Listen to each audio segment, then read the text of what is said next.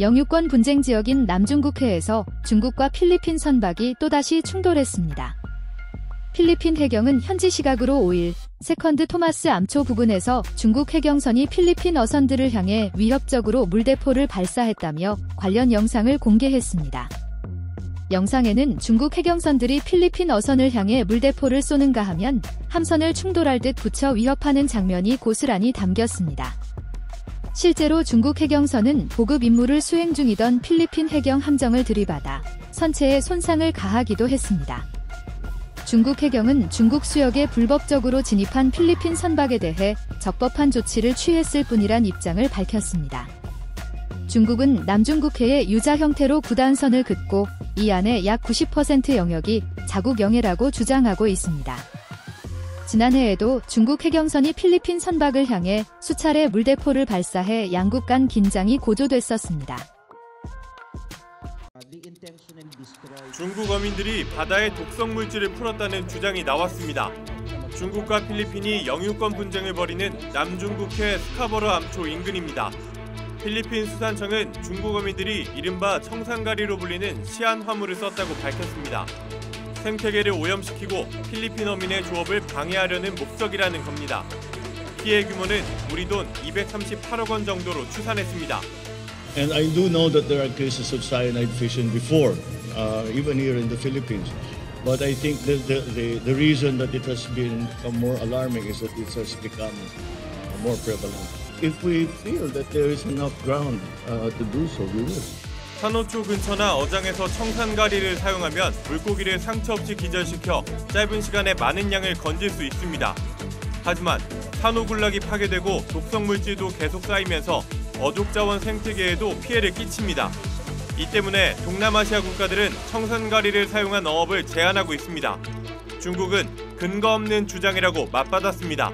菲方的上述表态纯属无中生有、凭空捏造。中国政府高度重视生态环境保护和渔业资源养护，坚决打击违法违规的捕捞活动。 필리핀은 앞서 지난해 9월에도 중국의 해상 민병대가 인공섬을 만드는 과정에서 산호초를 대거 파괴했다고 주장했습니다. 당시 중국은 남중국해에서의 활동은 오히려 생태계 보전 목적이라고 반박했습니다. 중국 베이징에서 JTBC 이도성입니다. 중국 해경선이 필리핀 선박을 향해 물대포를 쏩니다. 현지 시간 10일 남중국해 스플래틀리 군도 지역에서 중국과 필리핀이 충돌한 겁니다. 중국 선박 135척이 줄지어 필리핀 수역에 나타나 긴장도가 높아진 상황에서 또 부딪힌 겁니다. It's a serious escalation on the part of the agents of the People's Republic of China. 이에 질세라 중국은 필리핀에 책임을 돌렸습니다. 近期中菲在南海发生的一些事态，完全是菲律宾蓄意侵权、挑衅、制造事端，责任在菲方。 도대체 왜 남중국해에선 충돌이 끊이지 않는 걸까요? 중국은 지난 1953년 남중국해에 U자 형태의 9개 선을 그었습니다.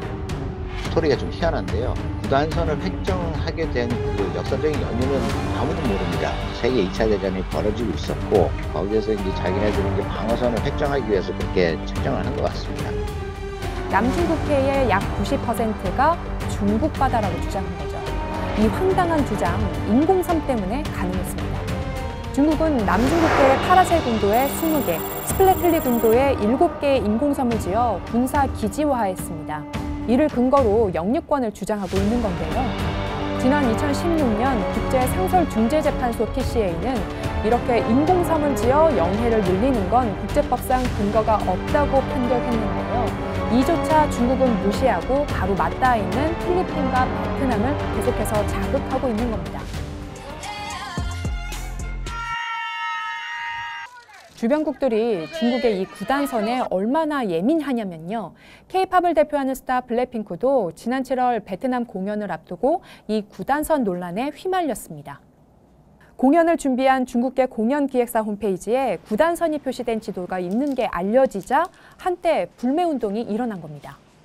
베트남에선 할리우드 영화 바비의 상영이 금지가 됐는데요. 이유는 하나였습니다.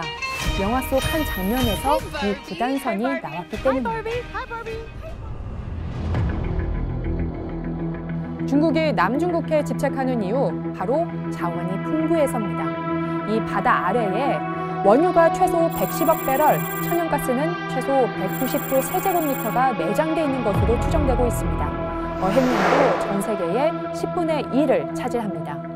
전 세계 무역량의 3분의 1도 여기에 집중되는데 매년 3조 달러, 우리 돈 4천조 원 가까이가 남중국해를 지나고 있는 겁니다. 남중국해를 점유하는 게 중국에겐 군사적으로도 유리합니다. 대만을 고립시키고 괌에 있는 미군 기지까지 위협을 가할 수 있기 때문이죠. 미국은 그래서 중국을 더 견제하고 있습니다. 미국의 동맹국인 필리핀과 베트남 등의 안보를 위협한다며 군함과 군용기를 보내고 있습니다. 지난 2월 양측 군용기가 남중국해 상공에서 150m 거리까지 근접해 신경전을 벌이기도 했습니다. American aircraft, this is the PLA Air Force. You are approaching Chinese airspace. Keep a safe distance or you'll be intercepted. 최근 중국은 캄보디아 레암에도 자국 함대를 주둔시키려고 하고 있는데요. 미국은 우려를 표하며 상황을 예의주시하고 있습니다. 우리에게도 남중국해가 먼 바다 얘기만은 아닙니다. 우리의 수출입 물동량의 40% 이상이 남중국해를 통해서 들어오기 때문이죠.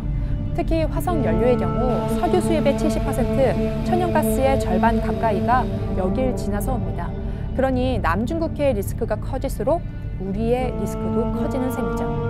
한국이 전략물자를 포함해서 어떤 그러한 그 운송 차원에서 그 지장을 받지 않기 위한 어떤 대안 마련이 미리 좀 돼 있을 필요가 있고요. 로키로 가되 일정 부분은 가치론적인 표명도 필요하다고 봅니다.